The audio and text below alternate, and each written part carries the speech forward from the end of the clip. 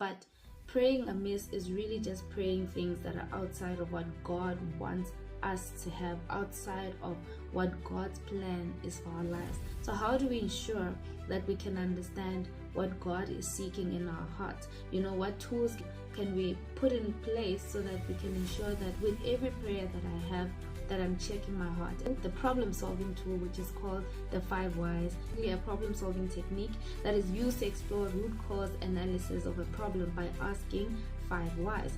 So how does the 5 whys actually work? Is, let's say you're asking and praying to God and asking him for a job. Okay, so you'll say to God, Lord, I need a new job.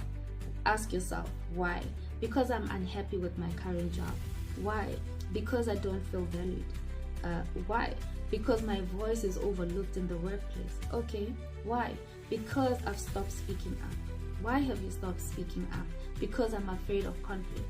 So now you see, you've moved from thinking that the issue is just that you're looking for a new job, but then you understand that at the end of the day, you have an issue with being afraid of conflict. And even if God gives you a new job, you're just going to carry that issue into the next role. So instead of jumping and going to the next place, let's deal with the issue that you have, which is your issue with conflict. So you understand, Lord, help me with conflict resolution.